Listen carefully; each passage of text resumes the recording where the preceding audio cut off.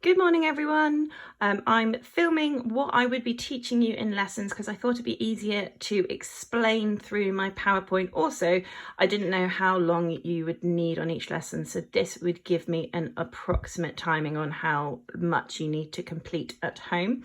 So I have here the PowerPoint. I also have my trusty keyboard set up there. So let's make a start. The first thing you need to do is download the score from Hazefield Panda, please, and listen to it in full. So press pause on me, listen to it, follow the score, and then come back. Right, so the first thing we're going to be looking at is the structure of the Bach. Now this piece is in two types of structure. It fuses them together. So we have fugal, which we're going to discuss in a second, and ternary form. Now we all know what ternary form is. It is A, B, A. So we have one section, a different middle section, and then a repeat of the A section again at the end. Now fugal is something new that we've not come across before, and it's a little bit more complicated. So it has three sections like ternary form. The first section is called the exposition. So this is where we have the subject, which is the main tune, the theme, and the answer, which is just the subject, but slightly different, starting on a different note. We'll discuss that more in a minute. Then we have the middle section, which is something different, same as our B section in ternary form. Then we have the final section, which is usually different from the other two sections. Now, you will be pleased to hear that in the Bach, our final A section is exactly the same as the first A section, so we don't have to analyse it. Woohoo! Okay, so that's why it fuses fugal and ternary form. There we go. Now, a fugue is a contrapuntal piece of music. Now, we have looked at this word before, especially when we did our melody overview at the beginning of the year. So contrapuntal, here in the green, is when two melodies are played against each other and interweave. So it's a type of polyphony. And we can also say it's written in counterpoint. So contrapuntal and counterpoint mean the same thing. Okay, so in a fugue, we have a tune. So we have the subject here, and then we have the answer. So we have it slightly higher, starting on a different note, but we're going to discuss that in a minute. So here we have the overall structure there. So section A is bars 1 to 78. Section B is a lot longer, bars 79 to 232. And then the repeat of section A, exactly the same, is bars 233 to 310. Now, I forgot to say, please make sure you're filling in your worksheets with all of this lovely information. Obviously, you can pause me at any point, and you have the PowerPoint on Hazefield Panda as well. And hopefully you like the smiley happy sandwich.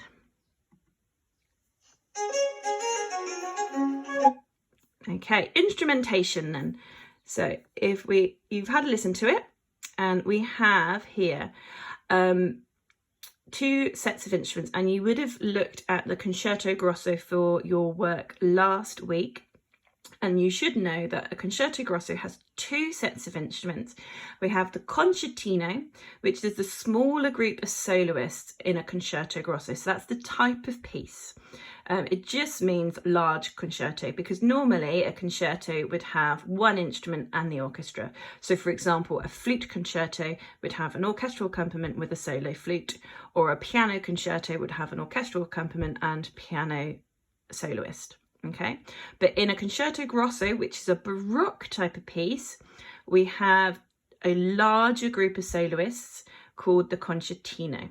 Okay, so in this case, it is the flute, the flauto, there we go, the principal violin, so that's the solo violin, and we also have the harpsichord, which is a cembalo concertato. So sometimes the harpsichord in this piece is part of the concertino and plays as a soloist. Now, the harpsichord has a lot of roles in this piece, and we will look at those as we go through. Then the ripieno is the larger group of the instrumentalists. They're the minions that accompany and play the boring stuff, okay? here it is a string orchestra. So we have the ripieno violins, so they're just the normal violins. Okay, I've put S on the end because there's multiple violins. Okay, it's not as large as a normal orchestra you would see nowadays. Okay, so you probably have about between 2 and 4 violins in a Baroque orchestra. This is quite a small chamber orchestra. If you have a look at the picture that I put on your worksheet last week, you'll see about the size. But the solo violin, there's only one of them, and the flute, there's only one of them. Okay, but in the ripieno, multiple violins, the violas there. Then we have the cello. Then we have the double bass there. Double bass is a really boring role. Most of the time they just double the cello, and when we don't want that low sound, they just cut out. Also remember that the double bass sounds an octave lower than the cello. So even though it's got the same notes written as the cello, it will sound an octave lower. Okay, and then we have the harpsichord again, and sometimes they are part of the ripieno, or as we know, the basso continuo. Now, I had a good question come through before Easter. Is basso continuo and continuo bass the same thing? Yes, they are. I said to not get confused with ground bass in the Purcell. Okay, so Purcell has a ground bass, that's the repeated bass, but both pieces are Baroque, so they both have basso continuo. That's the continuous bass parts, and here it is cello, double bass and harpsichord. Bach was a harpsichordist himself. He was a keyboard player, so he could play the harpsichord and the organ, and so a lot of his harpsichord pieces he would play himself as the soloist. So this is the 5th concerto from the set of concertos called Brandenburg Concertos, as you learnt about last week. And this has always been one of the most popular of the 6 concertos in that set. Okay, each of the concertos has 3 movements, and the final movement, which this piece is fast and lively. So our tempo is allegro. You need to remember that. It is a jig. Now, the jig originated from the British jig, and from the mid-17th century, it was imported into France and began appearing at the end of a suite of dances. Bach wrote a lot of jigs as last movements to his works because they were fast and lively. Jigs are usually in 6/8 or compound time. So compound time, remember, is anything with an 8 on the bottom, and it's split up into 3. So we've got 1, 2, 3, 2, 2, 3, 1, 2, 3, 2, 2, 3. That's 6/8, or 1, 2, 3, 4, 5, 6. 1, 2, 3, 4, 5, 6. But Bach in this piece, as you can see, is in 2/4. But he uses those triplets, do, to create that jig fill. Okay, so the rhythm uses lots of triplets to create the jig fill. Dynamics, same as Purcell, so they're terraced, so they're either loud or quiet. Originally, there are no dynamic markings on the score. Now, you will see on this score, there are some dynamic markings added in. Those are added later. They wouldn't originally been in on the score. The dynamics, again, are varied on the recording, due to the number of parts playing. So when both the concertino and the ripieno are playing, then it's loud. When only a few parts are playing, it is much quieter. Key signature is D major. 2 sharps. Remember, you take the last sharp, which is C sharp, go up a semitone to the D. We know that is D major. Okay, D major is a nice key for string instruments. Okay, now we start the analysis. So this is the first section. So it starts off as a fugal exposition. So we hear the initial statements of the subject and the answer. So here is the subject.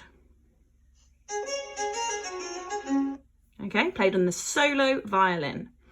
It's the concertino instruments only, so it's the solo instruments only. So in this first section, you will hear the solo flute, the solo violin, and the harpsichord. The subject, as you've just heard, is the short main theme in a fugue. It is played by the solo violin in bars 1 to 2. There it is. Do, do, do, do, do, do, do, do, do, do. It is 2 bars long. The first note is an A, which is the dominant of D major. So D is 1, E, F, G, A, 5. So first note is A, it's the dominant. It starts on an offbeat quaver there, and then it's followed by the tonic note, the D. It sounds like a jig because it is stepwise movement in bar 2 and of the triplets. It ends on the tonic. Okay, and it's an octave range, melody range, so the D there up to the D there. Okay, so that is the first subject. Also, the texture here is monophonic because it is a single line.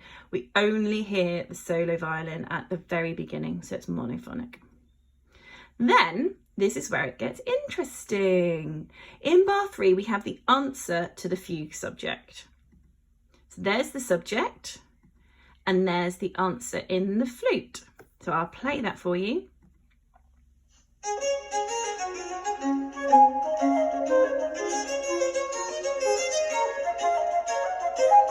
Okay, so it's played by the flute, starts a fourth higher, so it starts on the D there, which is the tonic. It ends on the dominant there. It is a tonal answer because it's not exactly transposed correctly from the subject. So if you have a look here, the A to the D jumps up a fourth. A, B, C, D is a fourth. But here, the D to the A, D, E, F, G, A is a fifth. Okay, so it's not exactly the same. If it was an exact transposition, the D would jump up to a G here, but it would sound pretty different and not quite work so as well. So Bach has made it a tonal answer. So he's changed the notes, but the shape is still the same. You can still recognize it as part of the fugue. Okay. If it was an exact transposition, it would be called a real answer. Okay, so I hope that makes sense. While the flute plays the answer, the solo violin underneath plays these quavers, and that is called the counter subject.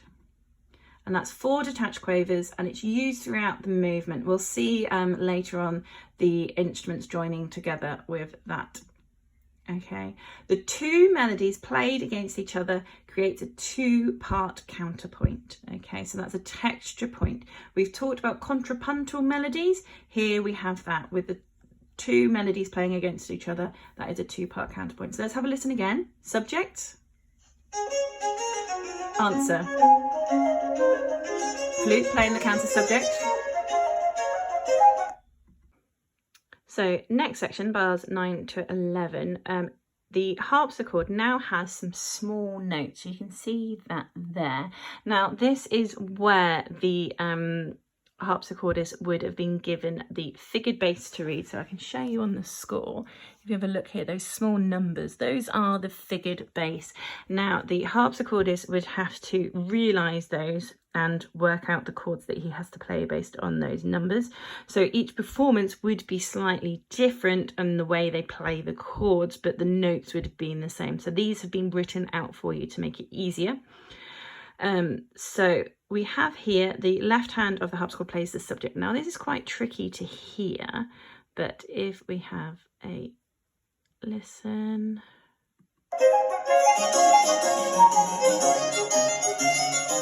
And again, it's quite hard to hear, so really concentrate.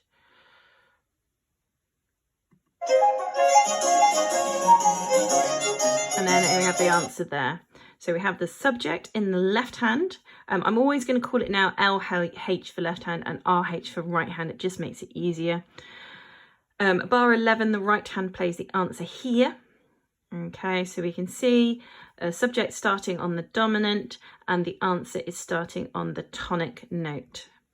The flute and the violin continue with dotted rhythms and triplets. Up here you can see the triplets and the dotted rhythms, and this creates a contrapuntal texture. So this is our counterpoint, lots of melodies going against each other, contrapuntal. In particular, this creates a 4-part counterpoint. So that's tune, and counterpoint literally means tune against tune. Okay, next section, have a little listen first of all.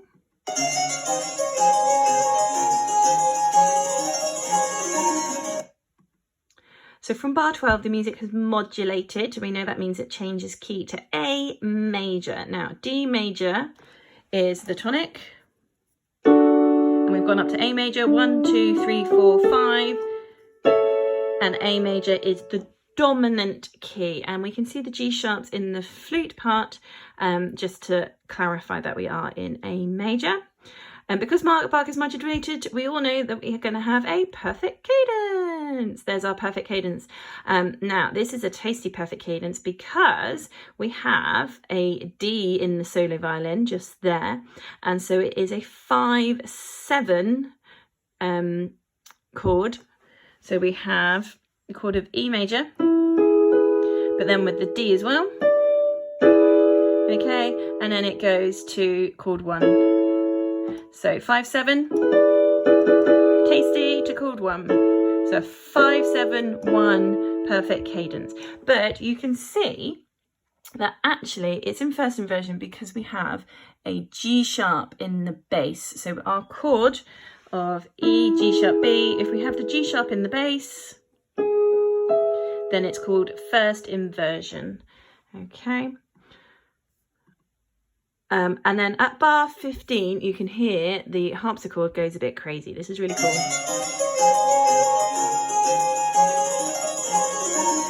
I can't play that fast, so I won't attempt it. These are playing sextuplets. Okay, on my Sibelius score, it adds in a 6, but if you have a look on the original, there's no 6 there, but because they're grouped in groups of 6, and we know that a crotchet beat only normally has 4 semiquavers, so therefore, these are sextuplets. So it's just where 6 notes are played in the space of what should only be 4. Next section then. The flute has the subject again, but we're in A major again. So the dominant note of A major is E. So it starts on an E. Okay, just there. There's my E. Bar 18. Now the left hand is in of the harpsichord, which is normally in the bass clef, has now gone to treble clef. You just need to know that when you're reading the notes so you don't get confused. It's just so that we don't have to put in lots and lots of ledger lines because it would be really high in the bass clef. Okay, so we know these trills are added because it's a long note. Why are we having trills on a long note? Because the harpsichord cannot sustain notes because the strings are plucked, not hit with a hammer like on a normal piano. Okay, so this added ornamentation we know from the Purcell as well. Okay, are we happy so far? Oh, sorry, let me just play you those trills. I didn't play you those. Here we go.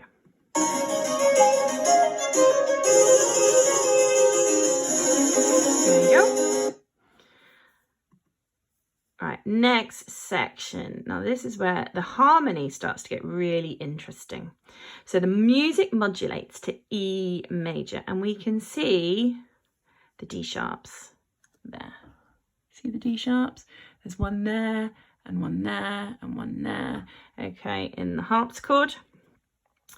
This key, E major, is the secondary dominant key, a very interesting key. So originally, we're in D major. And then we went up to the dominant, 1, 2, 3, 4, 5, to A major. Okay, and now we've gone up again to the dominant of A major, 1, 2, 3, 4, 5, to E major. Okay, so it is the dominant of the dominant. So it's a secondary dominant key. Really interesting. Gets you lots of marks if you talk about it. If it asks you about harmony and tonality, you can say it goes to the secondary dominant. Okay, so we have a perfect cadence in E major at bars 24 to 25. And again, it's the 7th. Okay, so we've got the dominant of chord 5-7 of E would be B, D sharp, F. And then the A in the flute makes it the 5-7 chord, and then chord 1 in E major here. Okay, but then we go straight back to A major. You can see that with the G sharps here. There we go. And so we need another perfect cadence there. Now, the thing I like about these cadences, there's quite a few. Bach still does that octave leap. Okay, so we know previously we've done 1C5 1. This isn't a 1C5 1 cadence, but he still used that octave leap because it makes the bass line nice and interesting and is very typical of perfect cadences. Okay, so if we have a listen to this section.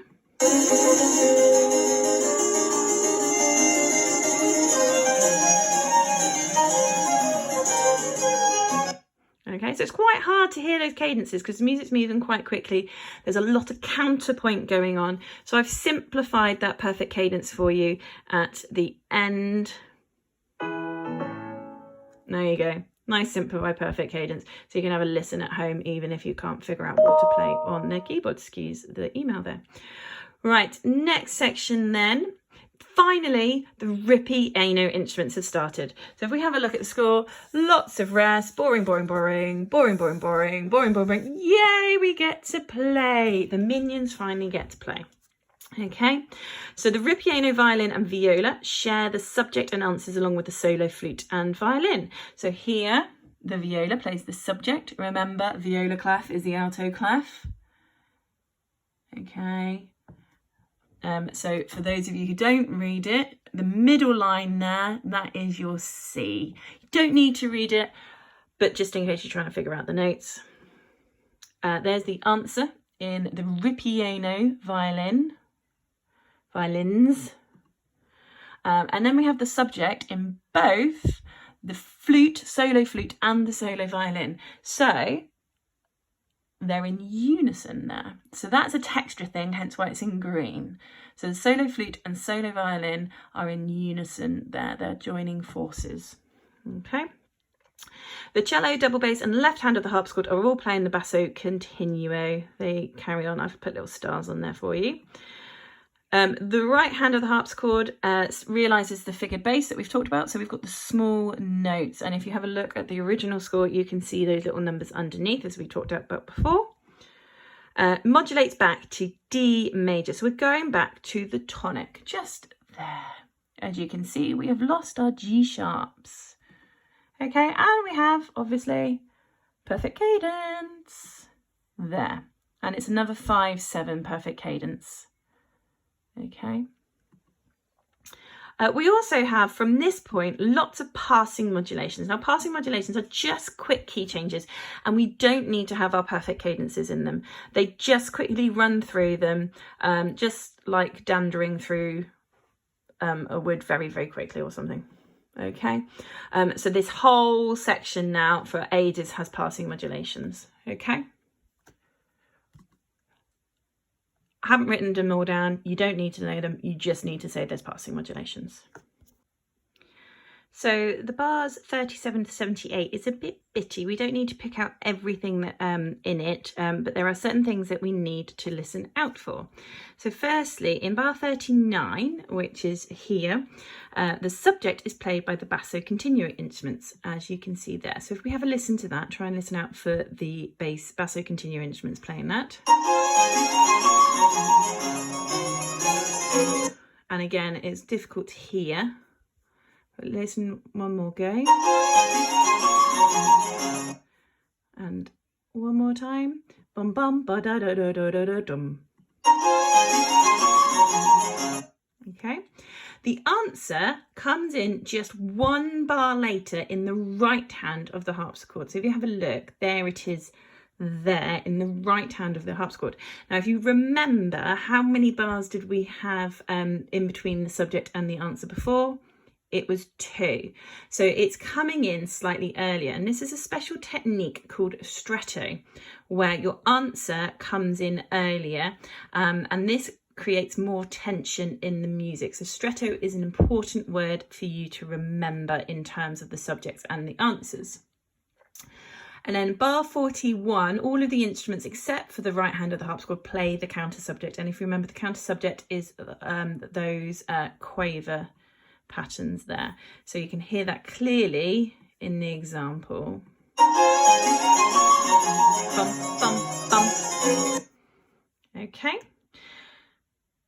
Then we continue to have our passing modulations, as I spoke about on the last slide.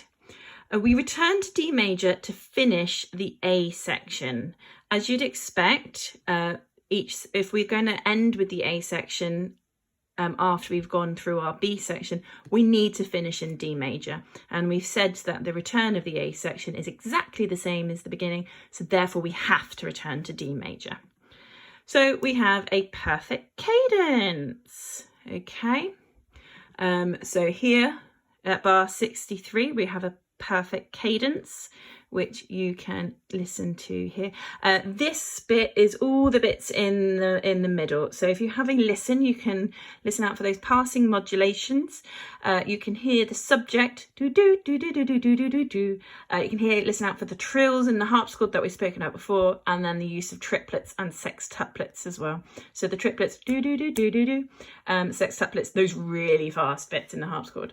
But then here we have this perfect cadence in bar 63 to 64, if it will let me play it.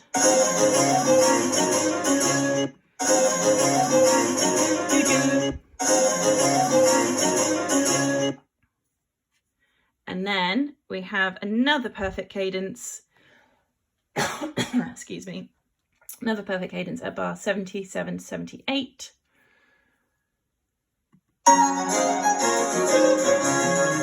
And you may have noticed that they now have trills used to decorate these perfect cadences there.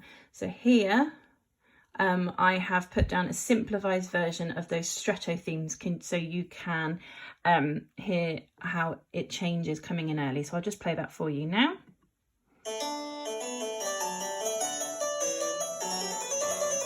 Okay, excuse the lovely Sibelius sounds. But you can hear how it sounds earlier. I've also slowed it down so that you can hear it properly.